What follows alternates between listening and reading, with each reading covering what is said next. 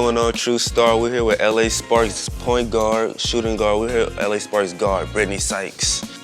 How are you doing, Brittney? I'm good. Nice How's to meet Chicago you. treating you? It's a little breezier than LA, so definitely. I definitely had to pack a couple more hoodies than usual. Okay. Sounds good. What brought you to True Star today? Well, I was told by one of my good friends, and she's also my PR manager, brand manager, Sabria Whitaker. She put me on to the show, and I'm here today. Okay, that sounds good. I'll start off with the first question. So obviously you probably heard this question probably a million times at Media Day, everywhere, right? Okay. The LA Sparks have had like a really big offseason. Like it's superb. Like the managing by the team has been awesome, right? So coming in, do you think like this team has been called a dynasty, obviously because of the personnel, and do you think that this team is a dynasty? And if this team is a dynasty, in your opinion, what's the run like? How many championships do you think this team can win? Well, I think with the off-season moves and what Coach Fish did is trying to create a dynasty. So things like that take time. And I would hope people would understand that with having new teammates, even though I think 8 returned from the previous year, whether some are here or not now, we still had 8 people return to camp. And then we added on more people, and then we have the off-season pickups and what everybody else saw. So you have all those personalities, all those different type of different types of gameplay, and then you have a coach who has a mindset for the offense that he wants to run, and he picked these people because he believes that we are all capable of reading the offense and playing well, right? So I say in a couple of years, if this unit can stay together, it can definitely turn into a dynasty. I'm not going to shy away from that at all. But we also have to be like realistic. Okay. And there are such thing as like we get together and we go all the way to the championship, right? Right. But there's also moments in the game and then throughout the season where we're going to look at each other and we're going to know 2-3 years from now these mistakes won't happen. So that's the type of things where we have to give ourselves grace and understand that it's a new season for everybody. Okay. So what would you say was the most surprising move? Surprising move? Yeah, by Fisher. From us? Yeah. I mean, I don't know. All of them. I'll say the Kennedy Erica trade was probably the most surprising. Why that trade? I just didn't expect it, honestly. If I'm being honest, I just didn't expect it. Just from the simple fact that I'm the kind of person, I come in, I do my job, I say hey to everybody, and I get home, Okay. But yeah, that probably was the most surprising because, once you heard the whispers about Liz, and Liz has made it apparent multiple times that she'd always want to be in LA, right? But yeah, getting Ken and Jordan, I'll put Jordan in there too. So getting Kennedy and Jordan as a pickup for point guards was pretty cool. Yeah, so obviously you're in Chicago, so I have to mention the Sky. We just won the championship, right? I know our offseason hasn't been the best, but what team do you think will give the Sparks the greatest challenge this season? You can solely base it off of personnel, or you can solely base it off of chemistry, but what team do you think will give you all the best challenge this season? I think every team. Every team? Yeah, every team.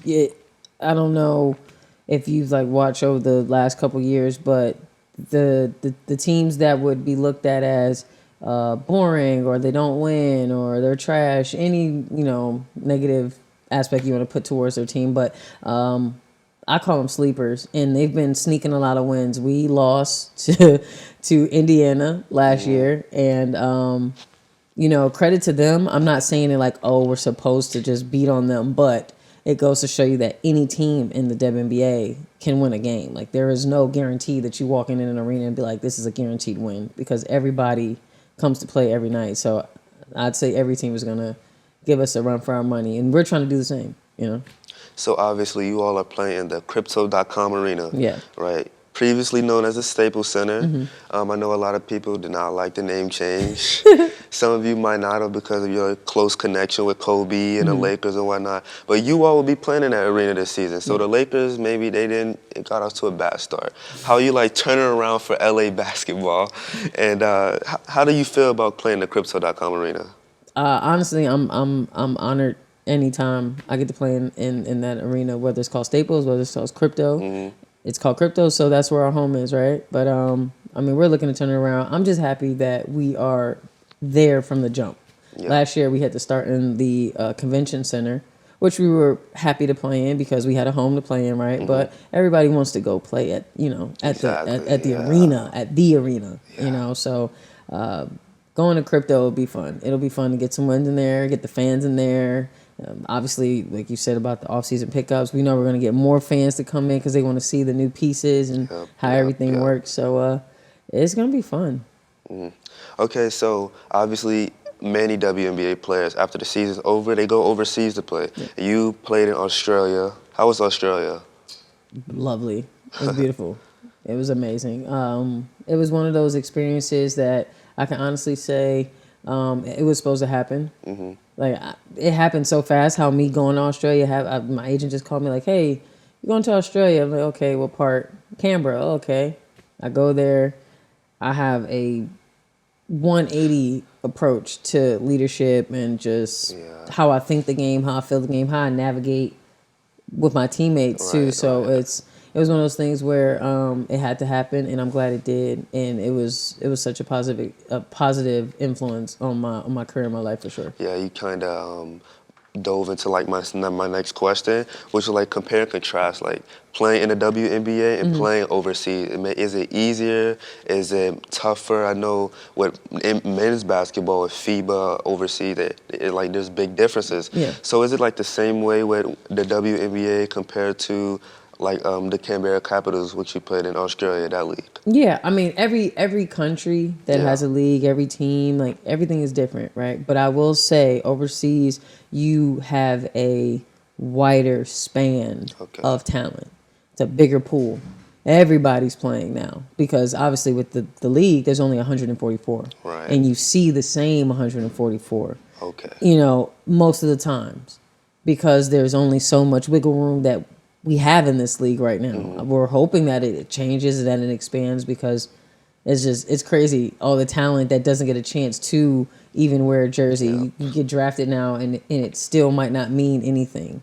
It means something, yes, but people look at it and be like, oh, you didn't get drafted, you didn't make it, doesn't mean anything. So it's like one of those things where you go overseas and now everybody's over there. So all the talent, nobody's safe. Yeah, nobody's safe. Like everybody literally is doing the same thing you're trying to do. Okay, I don't know if you're a storyteller or not, but you have any crazy stories about playing against someone overseas?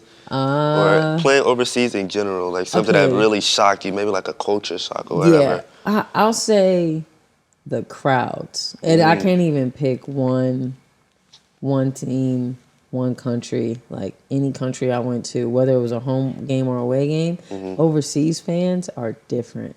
It's like soccer. You ever seen a soccer stadium, right? But for basketball. And we're talking about like Gala and Fener in Turkey, like Fenerbahce and Galatasaray. They are going at it, and it looks like a soccer match in there. You just constantly hearing horns. You're hearing people yelling. They have like their own chants. That's some high praise. It is ridiculous. The fans that literally come there and support you. So that's honestly the biggest difference. And I hope, because there are some teams in the WNBA who get those fans. Lynx, Phoenix, like, Dallas packs the house. Will pack the house. These other teams, they're coming along, and it's going to come. But, man, overseas, those fans are ridiculous. Okay. So we have to talk about your game. You're an amazing defender. Thank you. I appreciate 2021 defensive steals leader, 2021 first team defensive all-team. You obviously did well overseas as well. So how do you think you will fit on the LA Sparks? I mean, obviously defense, but how do you use that defensive mentality to, I guess, energize your team, and how will you contribute that to the team?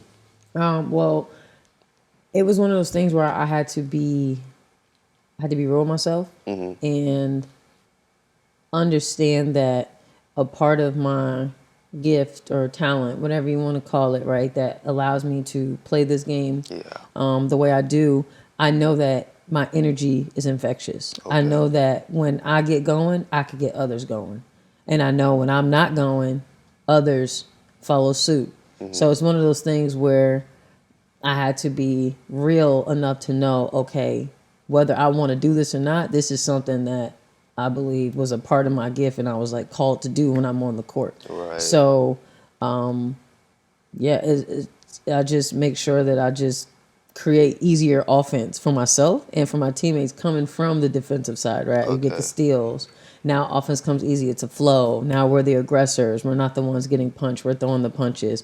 So I just kind of look at it in that way, really just making sure that I use my gifts, and I know that energy is one of them. So it's like when I pick it up on that end, everything else is easier. Literally any game that I've struggled, it's because I probably wasn't as aggressive or was using my energy in a positive way and being contagious for my other teammates. Right, because everybody nowadays, especially kids my age, everybody wants to shoot, wants to dribble, and like you said, like you have to come to like that realization. Maybe even if maybe basketball is not for me, maybe I'm just overdoing it. Maybe defense is my specialty. Maybe offense is my specialty. But you have to like come to that realization. So what's a piece of advice you would give to those kids? Give to the kids that do have that defensive mentality to get better on defense. What are some tips or tricks or whatever? And what is some advice you would give to the ones who you see on social media that are dribbling the ball, not passing it, getting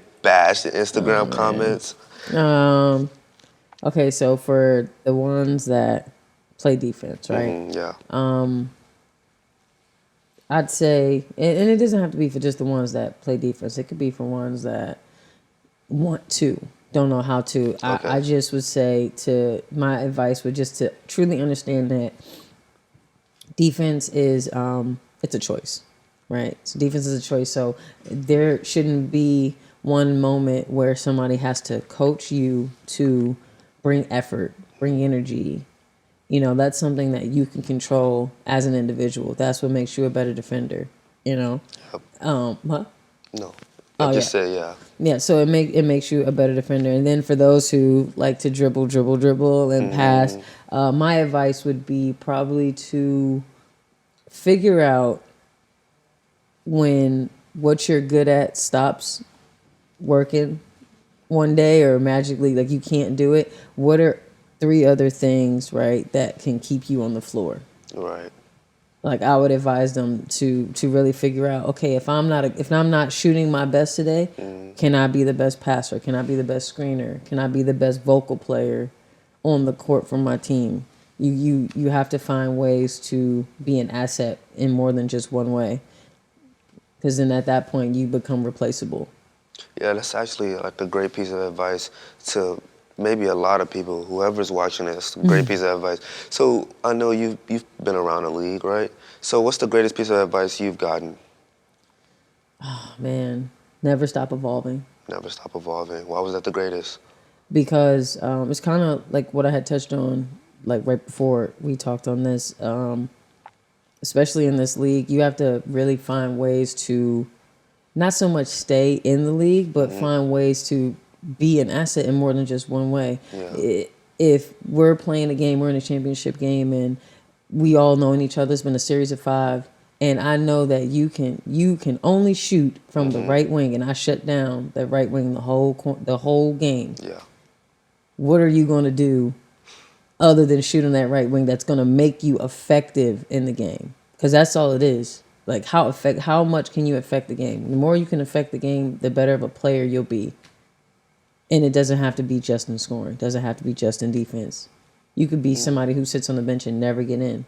But because you're that one teammate that everybody sees you as a guiding light, that's your effectiveness of the game. But most people don't want to do that or be that. Everybody wants to be in the light. When really the people who do the dirty work and the undermine work, those are the ones that make it 15, 16, 17 years. You don't really hear about them, though, because they stay quiet.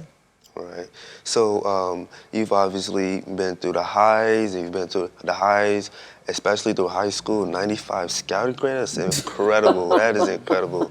And obviously you've been through the lows with the ACL injuries and whatnot. Yeah. So what is a piece of advice, I guess, off the court that you would give to young players and even teenagers chasing those hoop dreams? I would say make sure you have a good camp. make sure you have a good camp around you. Okay. Like who your friends, who are you listening to as coaches in your ear, or giving you advice on what college you want to go to, or whenever you're in college, or even when you're in high school. Like if you have a bad game, who's in your ear? Is it somebody who's saying, "Oh man, it wasn't your fault," or is it going to be somebody who's holding you accountable and trying to make you a better person, make you a better player? Okay. So I think that's the biggest thing. You even see it in the pros now. Who's in people's camps? Like who's in their ear trying to help them out? They don't got to control them, but they can help them, guide them. Yeah, just a little tough love. Yeah. Okay, so I think this is my last question I have.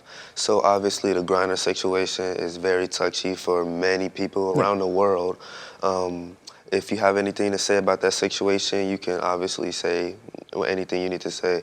But what are some memories of playing with Griner? Obviously, she's one of the greatest players in the league right now.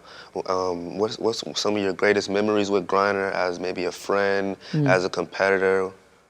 I mean, that's always good memories would be. That's one of my good friends in the league. And I'd say probably the one memory that always pops up in my head, I think I was a rookie. And I was underneath the basket and then running this play, and I was late on the rotation, and she like drop stepped, and I thought she was about to dunk it, and she like finger rolls it, and I'm like, and I made a face, and she was like, "All right, next time I'm gonna dunk it on you," and I was like, "All right, we good, we ain't gotta talk about it," but that's been my dog, and I just wanted to get home safe. I do. It is a touchy subject, but the league's doing their job. Everybody's doing their job. Always sending prayers. Keep praying for her. Keep lifting her up. Giving her good spirits, good vibes. All right, everybody. That was our interview with Brittney Sykes, LA Sparks guard. Thank you for having us. Thank you. Appreciate it, man. Yep.